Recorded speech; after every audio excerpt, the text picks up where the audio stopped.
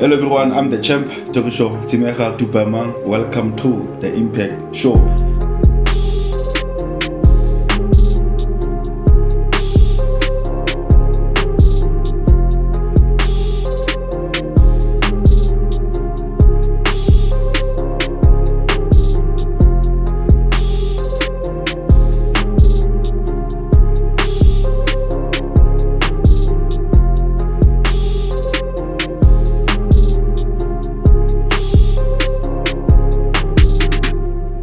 Part 2 of the bonus episode. Welcome to the Impact Show. Remember, the bonus episode comes to you every Sunday in the evening, 6 p.m. Part 1 will deal with uprooting, destroying, and overthrowing. In this part, we are now on the positive side. Some kingdoms you must plant and build. Some kingdoms you must plant and build. The greatest thing that an unhealthy person needs is not medication. The greatest thing that an unhealthy person needs or a sick person needs is the idea of sound physical health, the idea of good health, the idea of the restoration of good health. We must go to hospitals, we must give people medication, but if people in their minds see their funerals, see themselves dead, see themselves no more, the mind is so powerful that it can make the medication in their body of no effect. So when we talk about planting, we must start planting ideas of good health, ideas of recovery, ideas of healing in the minds of people who are sick. Even if medication or medical world has given up on them, we must not write them off. If we are their relatives and we have to go check on them at the hospital, when we get there, we must smile, we must laugh, we must not give them the impression that they are deteriorating in terms of their health. However, we must give them hope. When they look at our facial expression, they must not see fear, they must not see terror. They must see people who are excited, who have hope that they will bounce back.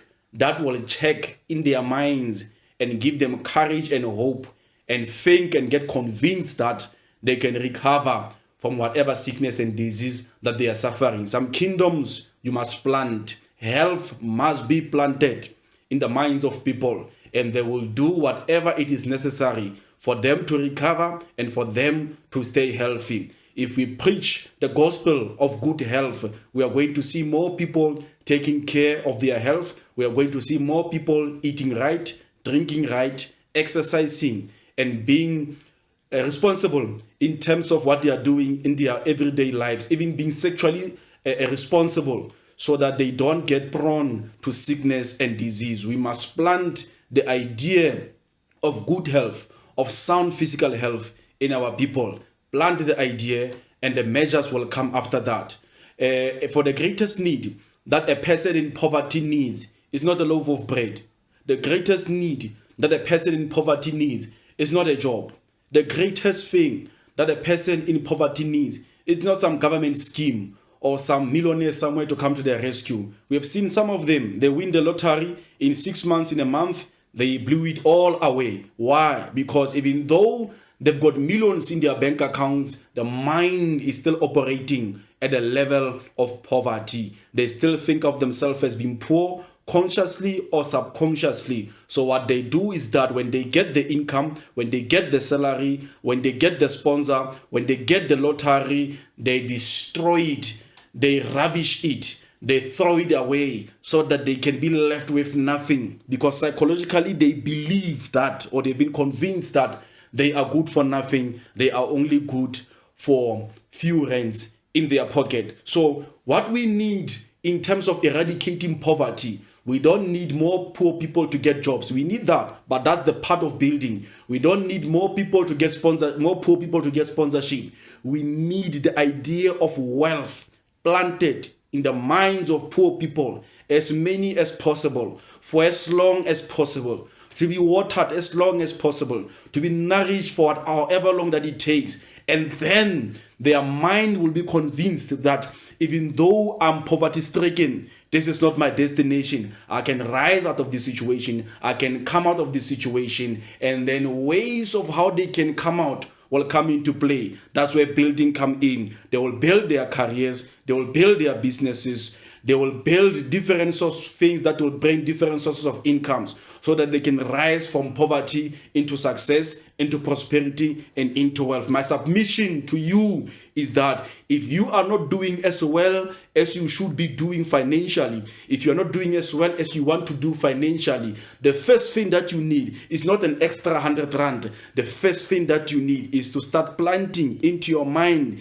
the idea of prosperity, the idea of financial success, the idea of wealth, and convince your subconscious mind that I'm good enough to have a good car, I'm good enough to have a big house, I'm good enough to live a luxurious house where my house will be warm when it's winter and my house will be cool when it's summer, because I'll have the resources and the facilities to be able to do that. Some kingdoms you must plant and some we must build. We don't need external help first. We need internal health, and internal health or internal change takes place in our minds, and when we get convinced on the right thing, we are going to move forward. Let me take you back a little bit, and let's talk about colonization. Steve Biko says this words, and I quote, "The greatest weapon in the hand of the oppressor is the mind of the oppressed." Close quote. The greatest weapon in the hand of the oppressor is not an AK-47. The greatest weapon in the hand of the oppressor is not the military vehicles. It is not the missiles and the bombs. The greatest weapon in the hand of the oppressor is the mind of the oppressed. Why?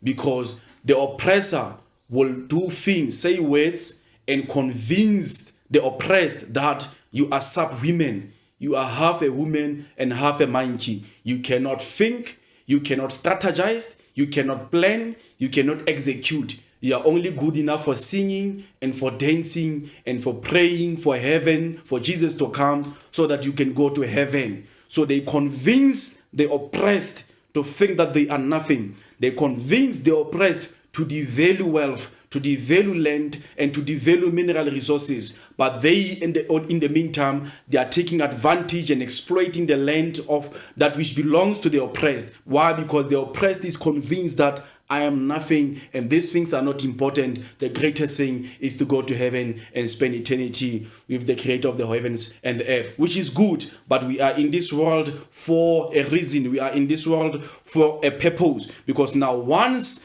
I am convinced that someone who has a different skin color to me is more superior than me, is more gifted than me, is more talented than me, automatically my relation to them, even though we have to compete, I'm going to disqualify myself and disvalue myself, and they have a psychological advantage over me. Therefore, when we are competing for the same prize in the classroom, because I've been convinced and programmed that they are more intelligent than me, they are going to surpass me academically, they are going to surpass me in business, they are going to surpass me in the whatever career paths that they find themselves in, they are going to surpass me in everything. Not because they are brilliant, but because I have been convinced that they are brilliant. But God is not the respecter of person. We are all born with the same divine gift or nature that the Creator has given to us, and we can compete with people of all races and come out victorious. If we are losing, it's a competition, we lose on merit, but that does not mean that you are subhuman. What am I saying to you?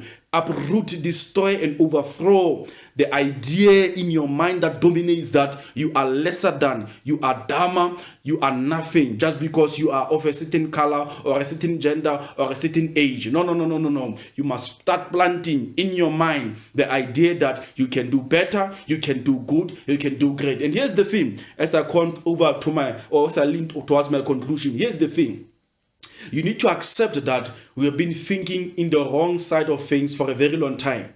You need to accept that you have been believing a wrong thing for a very long time. Therefore, it might take time for your mind to come to come into terms that you can be rich, you can be wealthy, you can be successful, you can live in a mansion, you can have money, you can have resources, and you can have a good car. Why? Because you've been convinced for such a long time. So when you talk about planting, it means that embrace the process of one day waking up and seeing yourself in the mirror and heartily believing that I can do this, and heartily believing that you can take the world by storm, and heartily believe that you deserve the good that life has to offer. It takes time. You plant a seed, you water it, you nourish it, you take care of it, because why? Eventually it shall come to pass, because the mind can be convinced in two ways. As I come to my conclusion, the mind can be convinced in two ways. One is progressively, and secondly is in the twinkling of an eye. That's what we call a paradigm shift.